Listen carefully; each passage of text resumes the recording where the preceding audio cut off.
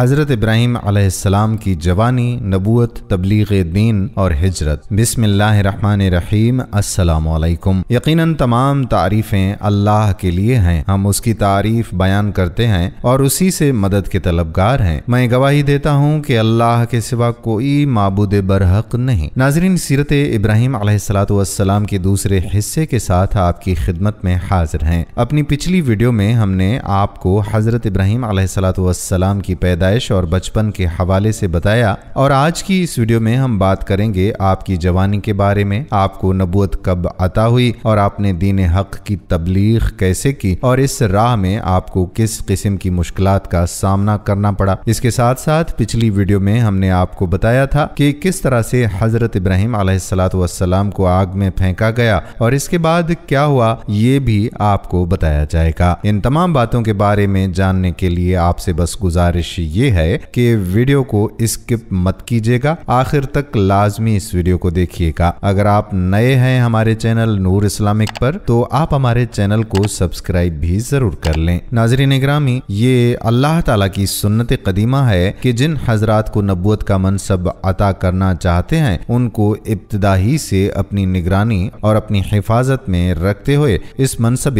جلیلہ پر فائز فرما دیتا ہے۔ چنانچہ حضرت ابراہیم علیہ السلام کو نبوت عطا کرنے سے پہلے ہی ان کی پیدائش سے لے کر دربار فرعونی تک اپنی حفاظت میں ہی رکھا۔ حضرت یوسف علیہ السلام کو دیکھیے کہ کس قدر قدم بقدم حفاظت فرمائی ہے اور ان کو تخت مصر پر بٹھا دیا۔ بھائیوں کا حسد اور ارادہ قتل، بیگمات مصر کی گناہ میں آلودہ کرنے کی سازش ان کے قدم پھسلا نہ سکیں۔ نبی اکرم صلی اللہ علیہ وآلہ وسلم کی اس طرح حفاظت فرمائی کہ آپ صلی اللہ علیہ وآلہ وسلم کبھی بھی شرک و خرافات کی طرف مائل نہیں ہوئے۔ یہاں حضرت ابراہیم علیہ السلام کے بارے میں بھی ارشاد فرمایا ہے۔ سورۃ الانبیاء آیت نمبر 51 میں ارشاد ہوا ہے، اور ہم نے ابتدائی سے ابراہیم علیہ السلام کو رشد و ہدایت سے نوازا اور ہم اس کو خوب جانتے تھے۔ ناظرین، اللہ تبارک و تعالی نے اس کفر و شرک کے دور میں اپنے خلیل کی حفاظت فرمائی اور آپ کو نبوت کے اعلیٰ درجے پر فائز فرما دیا گیا۔ آپ کو نبوت کب عطا ہوئی اس کے متعلق کتب تاریخ میں کچھ موجود نہیں، صرف اتنا ہی بتایا گیا ہے کہ آپ علیہ السلام نے اپنی تبلیغ کا آغاز اپنے گھر اور اپنے باپ سے کیا۔ حضرت ابراہیم علیہ السلام دیکھ رہے تھے کہ شرک کا سب سے بڑا مرکز ان کا اپنا گھر بنا ہوا ہے، لہذا حق کا تقاضا تھا کہ پیغام حق کی ابتدا بھی اپنے ہی گھر سے کی جائے۔ چنانچہ مؤثر دلائل اور پوری دل سوزی کے ساتھ یہ بات باپ کی خدمت میں پیش فرمائی۔ آج سے ہزاروں برس قبل باپ اور اس کے عظیم بیٹے کے درمیان جو مکالمہ ہوا، کلام مجید کے مبارک الفاظ میں سنیں۔ سورہ مریم میں ہے، اے نبی، اس کتاب میں ابراہیم علیہ السلام کا واقعہ بیان کریں، بے شک وہ راست باز انسان اور نبی تھے۔ جبکہ اس نے اپنے باپ سے کہا کہ ابا جان، آپ کیوں ان چیزوں کی عبادت کرتے ہیں جو نہ سنتی ہیں اور نہ دیکھ سکتی ہیں اور نہ ہی آپ کے کام آ سکتی ہیں؟ ابا جان، میرے پاس ایسا علم آیا ہے جو آپ کے پاس نہیں آیا۔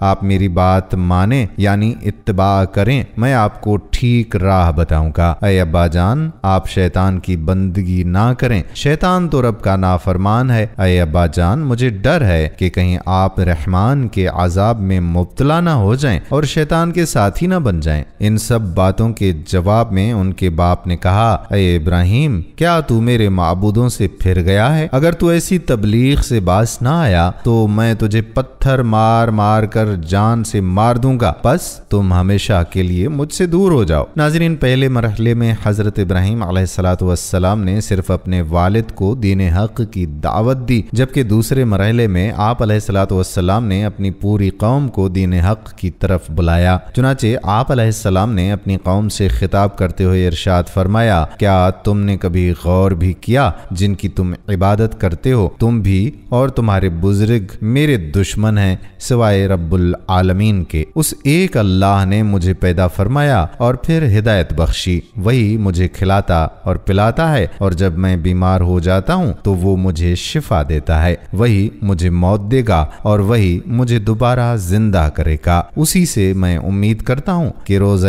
قیامت وہ میری خطاؤں کو معاف فرما دے گا۔ اے میرے رب، مجھے قوت نافذہ عطا فرما دے اور مجھے نیکیوں کے ساتھ ملا دے۔ میرے بعد آنے والے مجھے اچھے الفاظ سے یاد کریں، مجھے نعمتوں والی جنت کا وارث بنا دے۔ میرے باپ کو معاف کر دے کیونکہ وہ گمراہوں میں ہو گیا ہے، اور مجھے اس دن رسوا نہ کرنا جس دن لوگوں کو اٹھایا جائے گا، جس دن نہ مال اور نہ اولاد فائدہ مند ہوں گے سوائے اس کے جو قلب سلیم لے کر اللہ کے حضور حاضر ہوا۔ جب جنت متقیوں کے قریب لائی جائے گی اور جہنم گمراہوں کے سامنے لائی جائے گی، پھر ان سے پوچھا جائے گا، کہاں ہیں جن کی تم عبادت کرتے تھے اپنے اللہ کو چھوڑ کر؟ کیا وہ تمہاری مدد کر رہے ہیں یا اپنا بچاؤ کر سکتے ہیں؟ پھر دھکیلا جائے گا جہنم میں معبودوں اور گمراہوں کو، اور ابلیس کے سارے ساتھی بھی جہنم میں داخل ہوں گے۔ وہاں یہ سب کے سب آپس میں جھگڑیں گے اور پھر اقرار کریں گے کہ بخدا ہم تو کھلی گمراہی میں تھے جب تم ان کو رب العالمین کے برابر ٹھہراتے تھے۔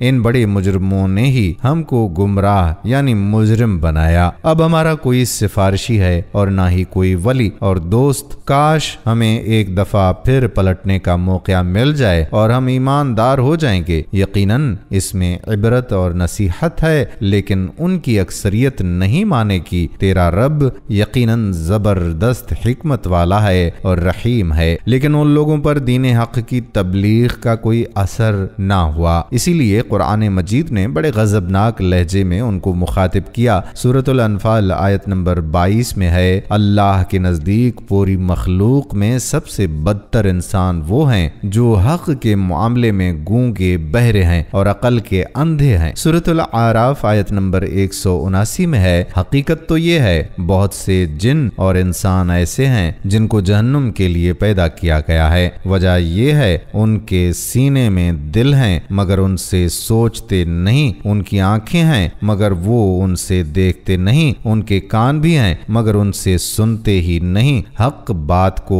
وہ جانوروں کی طرح ہیں بلکہ ان سے بھی گئے گزرے، یہی وہ لوگ ہیں جو غفلت میں کھوئے ہوئے ہیں۔ ناظرین، دنیا میں جتنے بھی انبیاء کرام تشریف لائے سب کو اسی رکاوٹ کا مقابلہ ہی کرنا پڑا۔ قوموں اور افراد کے لیے اپنے پرانے باطل نظریات کو چھوڑنا شروع ہی سے مشکل رہا ہے، جیسا کہ قرآن مجید فرقان حمید نے مذکورہ مقام اور متعدد مقامات پر اس بات کا ذکر کیا ہے۔ جب کبھی ان کو کہا جائے اللہ تعالیٰ کے نازل کردہ احکام کی اتباع کرو تو جواب میں کہتے ہیں ہم تو صرف اس طریقے کی پیروی کریں گے جس پر ہم نے اپنے باپ دادا کو پایا۔ اچھا، اگر ان کے باپ دادا نے عقل سے کام نہیں لیا اور راہ حق کی پیروی نہیں کی تو اس کے باوجود یہ اسی راستے پر چلتے جائیں گے۔ ناظرین، تبلیغ کے تیسرے مرحلے میں حضرت ابراہیم علیہ السلام نے چاند، سورج اور ستارہ پرستوں سے خطاب کیا۔ جیسا کہ ہم نے ابتدا میں ذکر کیا تھا، حضرت خلیل علیہ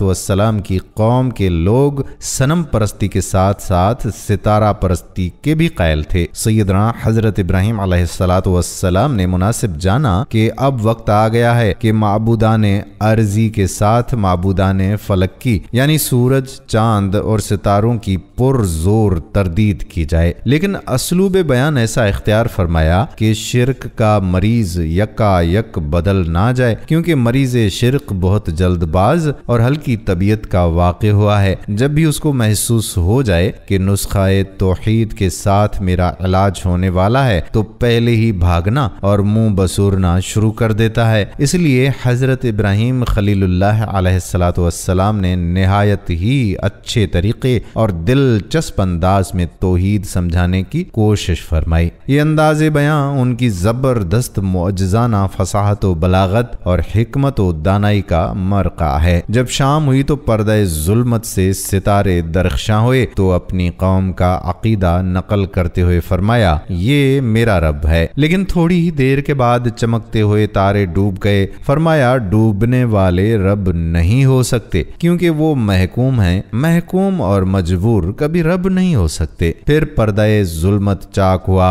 اور چاند چمکتا ہوا نکل پڑا۔ فرمایا یہ ہے میرا رب، لیکن چاند بھی آنکھوں سے اوجھل ہو گیا۔ اب صبح ہوئی اور مہر جان روشن ہوا۔ فرمایا یہ میرا رب ہے، ان سب سے بڑا ہے، لیکن روشنی اور تمازت کو بھی قرار نہیں، پہلے بڑھ رہی تھی، دوپہر کے بعد ڈھلنے لگی، سورج غروب ہو گیا۔ وہ پکار اٹھے کہ یہ سب محکوم اور مجبور اور بے بس ہیں، ان کو لانے اور لے جانے والا سچا مالک و مختار اللہ ہی عبادت کے لائق ہے۔ اب ان کا مکالمہ قرآن مجید فرقان حمید کے پیارے پیارے الفاظ میں سنیے۔ سورۃ الانعام میں ہے، اس طرح ابراہیم علیہ السلام کو ہم نے زمین و آسمان کا نظام حکومت دکھایا تاکہ وہ یقین کرنے والوں میں ہو جائے۔ چنانچہ جب رات چھا گئی تو اس نے ایک تارا دیکھا اور کہا یہ میرا رب ہے، لیکن جب تارا ڈوب گیا تو کہنے لگے کہ میں ڈوبنے والے کو بالکل پسند نہیں کرتا۔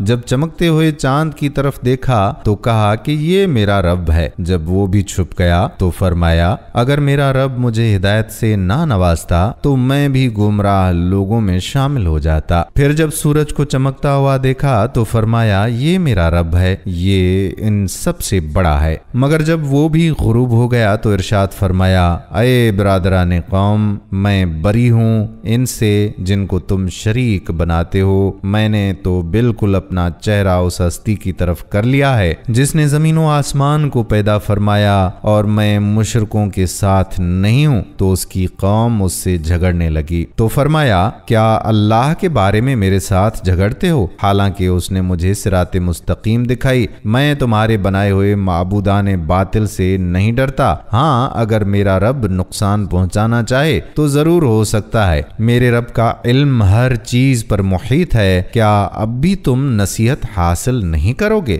آخر میں تمہارے ٹھہرائے ہوئے شریکوں سے کیوں ڈروں؟ اللہ نے تمہارے لیے کوئی دلیل نہیں اتاری، ہم دونوں فریقوں میں کون امن و سلامتی کا حقدار ہے؟ بتاؤ اگر تم کچھ جانتے ہو۔ ناظرین گرامی، بعد مفسرین کا یہ خیال ہے کہ ابراہیم علیہ السلام کے ایمان کا تدریجی یہ عمل تھا، حالانکہ اس خطاب کے سیاق و سباق سے یہ بات بالکل واضح ہو جاتی ہے کہ نہ تو حضرت ابراہیم علیہ السلام کے ایمان کا تدریجی عمل تھا اور نہ ہی وہ ایک لمحے کے لیے ان چیزوں کو معبود تصور کرتے تھے، بلکہ قرآن مجید اس واقعے کے آخر میں واشگاف الفاظ میں اعلان کرتا ہے کہ ہم نے ابراہیم علیہ السلام کو ابتدا ہی میں ہدایت سے نوازا تھا اور ہم اس کو خوب جاننے والے تھے۔ ناظرین، نبوت عطا ہونے کے بعد حضرت ابراہیم علیہ السلام کئی دن بعد گھر واپس تشریف لائے تھے۔ دیکھا کہ سامنے والد سنگ تراشی میں مصروف ہیں۔ والد نے غضبناک نگاہوں سے بیٹے کو گھورتے ہوئے سوال کیا، کہاں سے آ رہے ہو؟ حضرت ابراہیم علیہ السلام نے والد کا سوال نظر انداز کر کے جھک کر ایک تراشیدہ چھوٹا سا بت اٹھایا اور ادب و احترام ملحوظ خاطر رکھتے ہوئے نہایت ہی محبت سے والد سے مخاطب ہوئے۔ قرآن مجید فرقان حمید میں باپ بیٹے کے مکالمے کو یوں بیان فرمایا گیا ہے، ابا جان آپ ایسی چیزوں کو کیوں پوچھتے ہیں جو نہ سنیں اور نہ دیکھیں اور نہ آپ کے کچھ کام آ سکیں؟ ابا جان مجھے ایسا علم ملا ہے جو آپ کو نہیں ملا، تو میرے ساتھ ہو جائیں، میں آپ کو سیدھی راہ چلا دوں گا۔ اب شیطان کی پوجا نہ کیجیے، بے شک شیطان اللہ کا نافرمان ہے۔ ابا جان مجھے ڈر لگتا ہے کہ آپ کو اللہ کا عذاب نہ پکڑ لے اور آپ شیطان کے ساتھ ہی ہو جائیں۔ اس نے یعنی باپ نے کہا، اے ابراہیم علیہ السلام، کیا تو میرے معبودوں سے برگشتہ ہے؟ اگر تو باز نہ آئے گا تو میں تجھے سنگسار کر دوں گا، جا ہمیشہ کے لیے میری نظروں سے دور ہو جا۔ حضرت ابراہیم علیہ السلام نے سلام کہا اور کہا، میں آپ کے لیے اپنے پروردگار سے بخشش مانگوں گا، بے شک وہ مجھ پر بڑا مہربان ہے۔ سورۃ ابراہیم آیات 42 سے 47۔ ناظرین، ابھی کچھ کچھ دن ہی گزرے تھے کہ عید کا تہوار آ گیا۔ قوم کے لوگوں نے حضرت ابراہیم علیہ السلام کو بھی شہر سے باہر اپنے میلے میں چلنے کی دعوت دی، لیکن انہوں نے طبیعت کی خرابی کا کہہ کر جانے سے ان سے معذرت کر لی۔ در حقیقت وہ ایسے ہی کسی موقع کی تلاش میں تھے۔ چنانچہ جب پوری قوم میلے کی طرف شرکت کے لیے چلی گئی تو حضرت ابراہیم علیہ السلام ایک کلہاڑا لے کر بت خانے میں داخل ہو گئے۔ ان میں سے اکثر ان کے باپ آزر کے ہاتھوں سے تراشے ہوئے بت موجود تھے۔ حضرت ابراہیم علیہ السلام بڑے دیوتا ہیکل ہی میں چلے گئے۔ قوم کا سب سے مقدس دیوتا باطل خداؤں کا سردار مانا جاتا تھا۔ حضرت ابراہیم علیہ السلام نے دیکھ کے وہاں موجود پتھر اور لکڑی سے بنائے گئے دیوتاؤں کے سامنے پھل، کھانوں اور مٹھائیوں کے خوان رکھے ہوئے تھے جو لوگوں نے چڑھاوے کے طور پر نظر کیے تھے۔ حضرت ابراہیم علیہ السلام نے ان مورتیوں کو مخاطب کر کے کہا، یہ سب تمہارے لیے رکھا ہے، تم کھاتے کیوں نہیں؟ حضرت ابراہیم علیہ السلام نے دوبارہ فرمایا، میں تم سے مخاطب ہوں، تم میری بات کیوں نہیں سنتے؟ میری بات کا جواب کیوں نہیں دیتے؟ حضرت ابراہیم علیہ السلام نے ہتھوڑے سے ان کو توڑ دیا اور بڑے بت کے کندھے پر ہتھوڑا رکھ کر واپس چلے گئے۔ لوگ تہوار سے واپس آئے تو دیکھا کہ ان کے لکڑی اور پتھر سے بنائے ہوئے معبود منہ کے بل زمین پر گرے ہوئے ہیں۔ کسی کا سر غائب تو کسی کی ٹانگیں نہیں ہیں اور کسی کے دونوں ہاتھ ہی کٹے ہوئے ہیں، ٹوٹے ہوئے ہیں۔ اپنے معبودوں کی یہ حالت دیکھ کر کاہن اور سردار تو بدحواس ہو گئے اور چیخ اور پکار اور آہو بکا سے پورا ہیکل لرز اٹھا۔ کچھ لوگوں نے کہا کہ ہم نے ابراہیم علیہ السلام کی زبانی بتوں کو برا بھلا کہتے ہوئے سنا ہے، ہو نہ ہو یہ بے ادبی اسی نے کی ہوگی۔ بادشاہ وقت نمرود تک جب بات پہنچی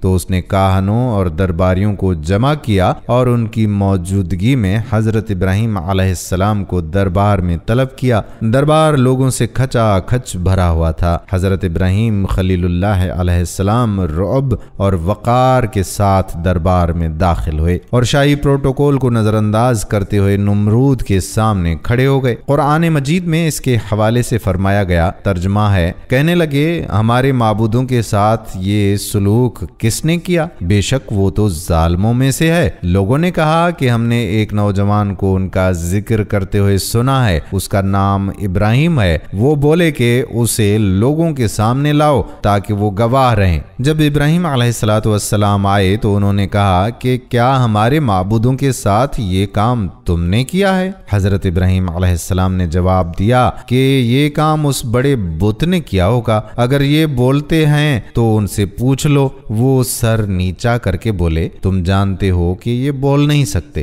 حوالہ سورۃ الانبیاء آیات نمبر 58 سے 65۔ حضرت ابراہیم علیہ السلام کا یہ عمل جہاں صاحب اقتدار لوگوں اور خود نمرود پر بجلی بن کر گرا، وہیں اس عمل سے عوام الناس کے دلوں میں حضرت ابراہیم علیہ السلام کی جرأت اور حوصلے کی دھاک بیٹھ گئی۔ مذہبی پیشواؤں نے پر رعب آواز میں پوچھا، اے ابراہیم، ہمارے بتوں کی توہین کس نے کی ہے؟ حضرت ابراہیم علیہ السلام نے جواب میں فرمایا، ہتھوڑا بڑے بت کے کندھے پر ہے اور اس سے پوچھو کہ یہ سب کس نے کیا ہے۔ پجاری ندامت اور شرمندگی سے سر جھکا کر بولے، ابراہیم تو خوب جانتا ہے کہ پتھر کی مورتیاں بولتی نہیں ہیں۔ حضرت ابراہیم علیہ السلام نے فرمایا، جب یہ بولتے نہیں، حرکت نہیں کر سکتے، اپنا دفاع بھی نہیں کر سکتے، تو تم ان سب سے نفع پہنچانے کی امید کیوں رکھتے ہو اور نقصان ہونے کا اندیشہ کیوں کرتے ہو؟ تم پر افسوس ہے کہ تم کائنات کے مالک اللہ کو چھوڑ کر جھوٹے معبودوں کو پوجتے ہو۔ کیا تم عقل و شعور نہیں رکھتے؟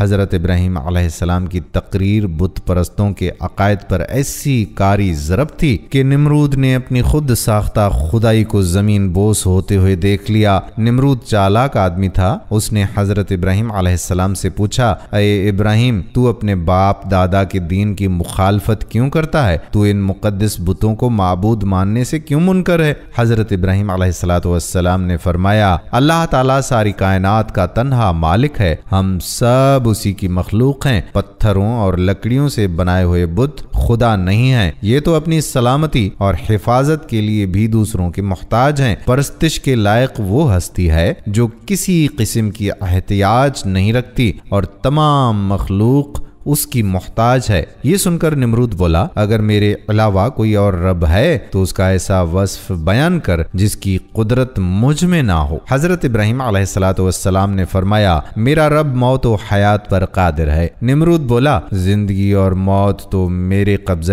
قدرت میں بھی ہے۔ اس نے ایک قیدی کو جس کی موت کی سزا کا حکم ہو چکا تھا اس کی جان بخشی کر دی اور دربار میں موجود ایک شخص کی گردن مار دینے کا حکم صادر کر دیا۔ حضرت ابراہیم علیہ السلام نے نمرود سے کہا کہ کائنات کا ہر ذرہ میرے رب کا محتاج ہے۔ سورج اس کے حکم سے ہر روز مشرق سے نکلتا ہے اور مغرب میں ڈوب جاتا ہے، تو سورج کو مغرب سے نکال کر دکھا۔ مذہبی پیشواؤں اور بادشاہ کے عقائد کی تکذیب نے ایوان نمرود میں دراڑیں ڈال دیں اور ارباب اقتدار نے شور و غوغا بلند کیا کہ ابراہیم علیہ السلام ہمارے دیوتاؤں کی توہین کا مرتکب ہوا ہے اور باپ دادا کے مذہب کو جھٹلاتا ہے، اس کی سزا یہ ہے کہ اسے آگ میں پھینک دیا جائے۔ بتوں کو توڑنے کا عمل نمرود سمیت پوری قوم کے لیے ناقابل معافی جرم تھا، لہذا فیصلہ یہ ہوا کہ حضرت ابراہیم علیہ السلام کو آگ میں ڈال دیا جائے تاکہ آئندہ کسی کو بتوں کی بے حرمتی کی ہمت ہی نہ ہو۔ چنانچہ پوری قوم لکڑیاں جمع کرنے کے عمل میں مصروف ہو گئی، یہاں تک کہ اگر کوئی بیمار پڑ جاتا یا کسی کا کوئی بھی کام نہیں ہوتا تھا تو وہ یہ منت مانتا کہ اگر مجھے شفا ہو گئی یا میرا یہ کام مکمل ہو گیا تو میں حضرت ابراہیم علیہ السلام کو جلانے کے لیے لکڑیوں کا گٹھا دوں گا۔ ایک مدت تک قوم لکڑیاں جمع کرتی رہی۔ جب لکڑیوں کا پہاڑ کھڑا ہو گیا تو ایک بہت گہری خندق کھودی گئی، لکڑیوں کے اس ڈھیر کو اس خندق میں ڈال دیا گیا۔ کہتے ہیں کہ بہت گہرائی میں ہونے کے باوجود بھی لکڑیوں کا ڈھیر آسمان سے باتیں کر رہا تھا۔ جس دن لکڑیوں کے ڈھیر میں آگ لگائی جانی تھی اس سے پہلے شیطان نمرود کے دربار میں پہنچا اور بولا بادشاہ سلامت، جب لکڑیوں کے اس پہاڑ میں آگ لگے گی تو اس کی تپش کی وجہ سے کوئی بھی اس کے قریب نہیں جا سکے گا، لہٰذا آپ ابراہیم علیہ السلام کو آگ میں کیسے ڈالیں گے؟ یہ وہ سوال تھا جو نمرود کے کند ذہن میں آیا تھا اور نہ ہی اس کے مشیروں اور مصاحبوں کے ذہنوں میں۔ شیطان نے جب نمرود کو پریشان دیکھا تو فوراً بولا کہ تم پریشان کیوں ہوتے ہو؟ میں ہوں نا، تم بس ایسا کرو کہ اپنا ایک بہترین شخص میرے حوالے کر دو، میں اسے ایک ایسی مشین بنانا سکھا دوں گا جس سے کسی بھی چیز کو کافی دور تک پھینکا جا سکتا ہے۔ چنانچہ قوم میں سے ایک بہترین کاریگر کو تلاش کر کے شیطان کے حوالے کر دیا گیا۔ علامہ عماد الدین ابن کثیر رحمت اللہ علیہ تحریر فرماتے ہیں کہ جو مشین بنائی گئی اسے منجنیق کا نام دیا گیا۔ سنگ باری کی یہ دستی مشین ایک مقام پر کھڑی کر دی گئی۔ منجنیق بنانے والے شخص کا نام ہیزن تھا۔ وہ دنیا کا پہلا انسان تھا جس نے منجنیق بنائی، جس کی پاداش میں اللہ تعالیٰ نے اسے زمین میں دھنسا دیا اور وہ قیامت تک زمین ہی میں دھنسا رہے گا۔ ناظرین، تاریخی روایات میں ہے کہ شہر کے لوگ کئی ماہ تک میدان میں لکڑیاں جمع کرتے رہے۔ دراصل قوم نمرود لکڑیاں جمع کرنے کا کام اپنے باطل معبودوں کی خوشنودی کے لیے کر رہی تھی تاکہ پتھر کے وہ سب معبود ناراضگی ختم کر دیں اور حضرت ابراہیم علیہ السلام کے ہاتھوں ہونے والے نقصان کی تلافی بھی ہو سکے۔ لکڑیاں جمع کرنے کے بعد 7 دن اور 7 رات پوری قوم اس میں آگ لگا کر اسے بھڑکاتی رہی، یہاں تک کہ اس کے شعلے فضا میں آسمان تک اس قدر بلند ہو چکے تھے کہ اگر کوئی پرندہ اس پر سے گزرے تو جل جائے۔ آگ اپنے غیظ و غضب کے ساتھ بھڑک رہی تھی۔ اللہ کے خلیل علیہ السلام کو موٹی رسیوں میں جکڑ کر منجنیق کے پلڑے میں بٹھا دیا گیا۔ ابلیس کے مکروہ چہرے پر شیطانی مسکراہٹ تھی، وہ بھیس بدل کر اس پورے عمل کی نگرانی کر رہا تھا۔ جس وقت پیغمبر خدا حضرت ابراہیم علیہ السلام منجنیق کے ذریعے آگ کے اس خوفناک سمندر میں ڈالے جانے والے تھے، اس وقت ملائکہ سمیت زمین و آسمان کی سب مخلوقات چیخ اٹھیں، یا رب تیرے خلیل علیہ السلام پر کیا قیامت گزر رہی ہے۔ رب تعالیٰ نے فرمایا جاؤ، اگر مدد کر سکتے ہو تو کرو۔ فرشتوں نے مدد کرنے کے لیے حضرت ابراہیم علیہ السلام سے اجازت چاہی تو آپ علیہ السلام نے فرمایا کہ میرے لیے اللہ کافی ہے، وہ میرا حال دیکھ رہا ہے۔ حضرت جبرائیل امین علیہ السلام نے عرض کیا کہ آپ علیہ السلام کو مجھ سے کسی قسم کی مدد کی حاجت ہے تو حکم کریں، میں حاضر ہوں۔ فرمایا حاجت تو ہے مگر آپ کی طرف سے نہیں بلکہ اپنے رب کی طرف سے۔ بحوالہ قصص الانبیاء مولانا مفتی محمد شفیع رحمۃ اللہ علیہ، صفحہ نمبر 175۔ ناظرین، علامہ ابن کثیر رحمۃ اللہ علیہ تحریر فرماتے ہیں کہ جب مشرکین حضرت ابراہیم علیہ السلام کو منجنیق میں بٹھانے لگے تو اس وقت حضرت ابراہیم علیہ السلام اس دعا کو ورد زبان بنائے ہوئے تھے، لا الہ الا انت سبحانک رب العالمین لک الحمد ولک الملک لا شریک لک۔ حضرت امام بخاری رحمۃ اللہ علیہ نے حضرت ابن عباس رضی اللہ تعالی عنہ سے روایت کی ہے کہ جب حضرت ابراہیم علیہ السلام کو آگ میں پھینکا گیا تو انہوں نے کہا حسبنا اللہ ونعم الوکیل، ہمیں اللہ ہی کافی ہے اور وہ بہترین کارساز ہے۔ حضرت ابو ہریرہ رضی اللہ تعالی عنہ سے مروی ہے کہ رسول اکرم صلی اللہ تعالی علیہ وآلہ وسلم نے فرمایا کہ جب حضرت ابراہیم علیہ السلام کو آگ میں ڈالا گیا تو انہوں نے کہا اے میرے اللہ، تو آسمان میں تنہا ہے اور زمین میں تیری عبادت کرنے والا تنہا ہے۔ خالق کائنات نے حکم دیا اے آگ ٹھنڈی ہو جا سلامتی کے ساتھ ابراہیم پر، اور آگ حضرت ابراہیم علیہ السلام کے لیے گلزار بن گئی۔ عطا فرماتے ہیں کہ اگر اللہ تعالیٰ ٹھنڈی کے ساتھ سلامتی والی نہ کہتا تو اس آگ کی ٹھنڈک حضرت ابراہیم علیہ السلام کے لیے ناقابل برداشت ہوتی۔ بہرحال یہ ایک بہت بڑا معجزہ ہے جو آسمان سے باتیں کرتی ہوئی دہکتی بھڑکتی آگ کے گل و گلزار بن جانے کی صورت میں حضرت ابراہیم علیہ السلام کے لیے اللہ کی مشیت سے ظاہر ہوا، اور اس طرح اللہ نے اپنے نبی علیہ السلام کو مشرکین کی شیطانی سازشوں سے محفوظ فرمایا۔ علامہ ابن کثیر رحمۃ اللہ علیہ قصص الانبیاء میں تحریر کرتے ہیں کہ ابن عباس رضی اللہ تعالی عنہ اور سعید بن مسیب سے مروی ہے کہ جس وقت حضرت ابراہیم علیہ السلام کو آگ کے سپرد کیا جا رہا تھا اس وقت بارش برسانے والا فرشتہ سخت اضطراب اور پریشانی کے عالم میں کہہ رہا تھا کہ کب مجھے حکم ملے گا کہ میں موسلا دھار بارش برساؤں، لیکن اللہ کا حکم اس کی سوچ سے بھی زیادہ برق رفتار تھا اور اللہ نے خود ہی آگ کو حکم فرما دیا تھا۔ ان نازک لمحات میں حضرت جبرائیل علیہ السلام اس کے ساتھ تھے اور آپ علیہ السلام کی جبین اطہر یعنی پیشانی سے پسینہ پہنچ رہے تھے۔ اس پسینے کے علاوہ کوئی اور تکلیف آپ علیہ السلام کو بالکل نہیں پہنچی۔ حضرت کعب بن احبار رضی اللہ تعالی عنہ بیان کرتے ہیں کہ جس روز حضرت ابراہیم علیہ السلام کو آتش نمرود کے سپرد کیا گیا اس روز آگ سے تپش اور گرمائش ختم کر دی گئی تھی، جس کی بنا پر نہ لوگوں کے چولہے گرم ہو سکے اور نہ ہی آگ سے کوئی کام لیا جا سکا۔ حضرت کعب رضی اللہ تعالی عنہ نے مزید فرمایا کہ اس روز آگ نے حضرت ابراہیم علیہ السلام سے بندھی ہوئی رسی کے علاوہ کچھ اور نہ جلایا۔ حضرت صدی رحمت اللہ علیہ فرماتے ہیں کہ حضرت ابراہیم علیہ السلام کے ساتھ سایہ کرنے والا فرشتہ بھی تھا اور 1 میل تک سایہ ٹھنڈک اور سلامتی تھی اور سرسبز باغ گل و گلزار بن گیا تھا، جبکہ آس پاس آگ اپنے شعلوں اور شراروں کے ساتھ بھڑکتی رہی تھی اور لوگ حضرت ابراہیم علیہ السلام کی طرف دیکھ رہے تھے۔ سبحان اللہ۔ حضرت ابو ہریرہ رضی اللہ تعالی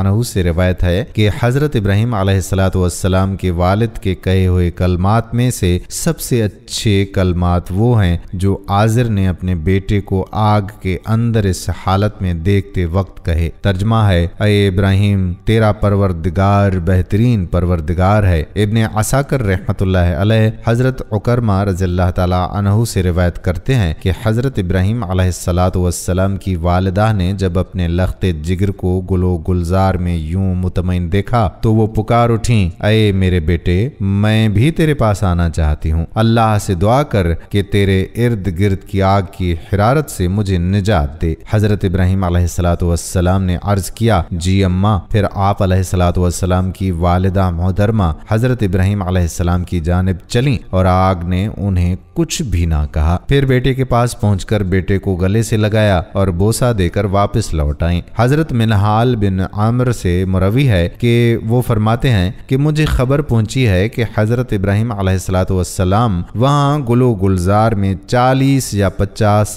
دن ٹھہرے، اور انہوں نے فرمایا کہ دنوں اور راتوں میں میں نے ان سے اچھی زندگی نہیں گزاری، اور میری تمنا رہی کہ میری تمام عمر اسی طرح کی ہو جائے۔ صلوات اللہ وسلام اللہ علیہ۔ کفار و مشرکین حضرت ابراہیم علیہ السلام سے انتقام لینا چاہتے تھے، مگر رسوا ہو گئے اور ذلیل و خوار ہو گئے۔ بلند ہونا چاہا لیکن پست اور خوار ہوئے، غالب ہونا چاہا مگر مغلوب ہی ہو گئے۔ شاعر مشرق علامہ اقبال رحمۃ اللہ علیہ نے حضرت ابراہیم علیہ السلام کے عشق حقیقی کو بڑے خوبصورت انداز میں پیش کیا۔ فرماتے ہیں بے خطر کود پڑا آتش نمرود میں عشق، عقل نے محو تماشا لب بام ابھی۔ حضرت ابراہیم علیہ السلام کو آگ میں پھینکے جانے کا واقعہ اور اس میں چھپکلی کا کردار، جس کے بارے میں تاریخ کی کتب میں مورخین نے لکھا ہے کہ جب نمرود نے حضرت ابراہیم علیہ السلام کو اللہ رب العزت کی وحدانیت کی دعوت دینے پر آگ میں ڈالنے کا حکم دیا تو اس وقت یہ واقعہ کرۂ ارض کا ایک کربناک سانحہ تھا، جس کا ذکر انسانوں کے علاوہ چرند و پرند، جن و انس سب کے درمیان ہوا۔ اس موقع پر ایک روایت کے مطابق جب چونٹی اور چپکلی کے درمیان اس واقعے کا ذکر ہوا تو چونٹی نے حضرت ابراہیم علیہ السلام کی حمایت کی، جبکہ چپکلی نے نمرود کی طرفداری کی تھی۔ ایک اور روایت کے مطابق حضرت ابراہیم علیہ السلام کو آگ میں ڈال دیا گیا۔ اس موقع پر چھوٹے پرندے بھی اپنی استطاعت کے مطابق اپنی چونچ میں پانی بھر بھر کر اس آگ میں ڈال رہے تھے تاکہ یہ آگ حضرت ابراہیم علیہ السلام کے لیے ٹھنڈی ہو سکے۔ اس موقع پر یہی چھپکلی تھی جو اس آگ کو اپنی پھونکوں سے مزید بھڑکانے کی کوشش کر رہی تھی۔ ایک اور روایت کے مطابق ایک بار ایک صحابی فقیہ بن مغیرہ رضی اللہ تعالی عنہ کی آزاد کردہ ایک غلام عورت جب بی بی عائشہ رضی اللہ تعالی عنہ کے گھر گئیں تو انہوں نے وہاں ایک نیزہ پڑا ہوا دیکھا۔ انہوں نے بی بی عائشہ سے پوچھا کہ اس کا کیا مقصد ہے، تو انہوں نے جواب دیا کہ یہ چھپکلی کو مارنے کے لیے ہے، کیونکہ حضور اکرم صلی اللہ علیہ وآلہ وسلم نے بتایا ہے کہ جب سارے جانور حضرت ابراہیم علیہ السلام کو بچانے کی کوشش کر رہے تھے تب یہ چھپکلی واحد جانور تھی جس نے اس آگ کو بھڑکانے کی کوشش کی تھی۔ حضرت فاقہ بن مغیرہ کی آزاد کردہ لونڈی صاحبہ سے روایت ہے کہ سیدہ عائشہ کے پاس ایک نیزہ ہوا کرتا تھا۔ میں نے ان سے پوچھا کہ آپ اس سے کیا کام لیتی ہیں؟ فرمایا کہ ہم اس سے چھپکلیاں مارتے ہیں، کیونکہ ہمیں اللہ کے نبی صلی اللہ علیہ وآلہ وسلم نے بتایا ہے کہ جب حضرت ابراہیم علیہ السلام کو آگ میں ڈالا گیا تو زمین کے سب جانور آگ بجھانے میں مصروف تھے سوائے چھپکلی کے۔ وہ آگ تیز کرنے کے لیے پھونکیں مارتی تھیں، چنانچہ رسول خدا صلی اللہ تعالی علیہ وآلہ وسلم نے اسے مارنے کا حکم دیا ہے۔ بحوالہ سنن ابن ماجہ حدیث نمبر 3231، سنن مسند احمد حدیث نمبر 6504۔ ناظرین، حضرت ابراہیم علیہ السلام کو جب آگ میں ڈالا گیا تو آپ کی عمر مبارک 16 یا 20 برس تھی۔ آپ علیہ السلام کتنی مدت تک آگ میں رہے، اس سلسلے میں 3 اقوال ہیں۔ بعض مفسرین کہتے ہیں کہ آپ 7 دن تک آگ میں رہے، بعض نے تحریر فرمایا ہے کہ 40 دن رہے، اور بعض کے مطابق 50 دن تک آگ میں رہے، واللہ عالم۔ قرآن مجید فرقان حمید میں آتش نمرود کے جس میں اللہ کے نبی حضرت ابراہیم علیہ السلام کو ڈالا گیا تھا اس کا 4 مقامات پر ذکر آیا ہے۔ قرآن کریم کی 21ویں سورۃ النساء کی آیات نمبر 59 سے 68 میں، سورہ عنکبوت 24ویں اور 37ویں آیات میں، سورۃ الصافات کی آیت نمبر 97 میں۔ ناظرین، اس واقعے کے بعد حضرت ابراہیم علیہ السلام کو ہجرت کا حکم ہوا اور وہ شام کی طرف ہجرت کر گئے۔ حضرت ابراہیم علیہ السلام کے بھتیجے حضرت لوط علیہ السلام ہجرت کے وقت آپ علیہ السلام کے ہمراہ تھے۔ ملک شام وہ بابرکت زمین ہے جس کا وعدہ آپ علیہ السلام سے اور آپ علیہ السلام کی اولاد سے کیا گیا تھا، اس لیے اسے وعدہ کی زمین بھی کہتے ہیں۔ اللہ تعالیٰ نے حضرت ابراہیم علیہ السلام سے کہا کہ اپنی آنکھ اٹھا، آنکھیں کھول، اور جس جگہ تو ہے وہاں سے شمال اور جنوب اور مشرق اور مغرب کی طرف نگاہ کر، کیونکہ یہ تمام ملک ملک جو تو دیکھ رہا ہے میں تجھ کو اور تیری نسل کو دوں گا، اور میں تیری نسل کو خاک کے ذروں کی مانند بناؤں گا، ایسا کہ اگر کوئی شخص خاک کے ذروں کو گن سکے تو تیری نسل بھی گن لی جائے گی۔ اٹھ اور اس ملک کے طول و عرض میں سیر کر، کیونکہ میں اسے تجھے دوں گا۔ اور حضرت ابراہیم علیہ السلام نے اپنا ڈیرا اٹھا لیا اور حبرون میں جا کر رہنے لگا، اور وہاں اللہ رب العزت کے لیے ایک قربان گاہ بنائی۔ بحوالہ عہد نامہ قدیم و جدید، کتاب باب پیدائش، باب 13، آیت نمبر 14 سے 18۔ حام بن نوح کی اولاد میں سے بنی کنعان کے لوگ اس علاقے میں آباد تھے، اس بنا پر یہ علاقہ کنعان کہلاتا تھا۔ آپ علیہ السلام نے یہاں 2 مقامات پر قربان گاہ بنوائیں، ان میں سے ایک سکم یعنی موجودہ بابلس کے مقام پر تھی، اور دوسری قربان گاہ بیت العیل میں تعمیر کی گئی۔ روایات کے مطابق شام کے بادشاہ کی لڑکی سے آپ علیہ السلام کی شادی ہو گئی، اور جب کنعان کے پورے علاقے میں زبردست قحط پڑا تو حضرت ابراہیم علیہ السلام نے قریبی زرعی ملک مصر کی طرف ہجرت فرمائی۔ مصر میں ہیکسوس فراعنہ کا دور تھا۔ پیشے کے اعتبار سے یہ چرواہے تھے اور سامی نسل سے تعلق رکھتے تھے۔ سامی بادشاہ کو جب ایک سامی النسل خاندان کے آمد کی خبر ملی تو اس نے بہت آو بھگت کی اور اپنے قدیم خاندان سے تعلق استوار کرنے کے لیے بی بی سارہ سے نکاح کا پیغام دیا، لیکن جب اسے پتا چلا کہ بی بی سارہ شادی شدہ ہیں تو اسے افسوس ہوا، اور اس نے اپنی بیٹی ہاجرہ حضرت ابراہیم علیہ السلام کی خدمت میں پیش کر کے تعلق استوار کر لیا، اور بہت سارا مال اور مویشی آپ علیہ السلام کے ہمراہ کر دیے۔ دوستو، یہ تھی ہماری آج کی ویڈیو جس میں ہم نے حضرت ابراہیم علیہ السلام کی جوانی، نبوت، تبلیغ دین اور ہجرت کے متعلق بات کی۔ اگلے حصے میں آپ علیہ السلام کی شادیوں، ازواج اور اولاد کے متعلق بات کریں گے۔ یہ سب جاننے کے لیے ہماری اگلی ویڈیو ضرور دیکھیے گا۔ ہم امید کرتے ہیں کہ آپ کو ہماری آج کی یہ ویڈیو بھی پسند آئی ہوگی، اور اگر آپ کو ویڈیو پسند آئی ہے تو آپ سے بس گزارش اتنی سی کہ آپ ہمارے چینل نور اسلامک کو سبسکرائب ضرور کر لیں، اور ساتھ ہی لگے بیل کے بٹن کو بھی پریس کر لیں تاکہ آپ کے پاس ہماری آنے والی مزید معلوماتی ویڈیوز کا نوٹیفیکیشن بر وقت ملتا رہے۔ سبسکرائب کے ساتھ ساتھ ہماری ویڈیو کو لائک بھی کریں اور اپنی قیمتی رائے کا اظہار کمنٹس میں ضرور کیجیے۔ کمنٹس میں آپ اپنے سوالات بھی ہم تک پہنچا سکتے ہیں۔ اللہ تعالی آپ کو اپنے حفظ و امان میں رکھے، آمین۔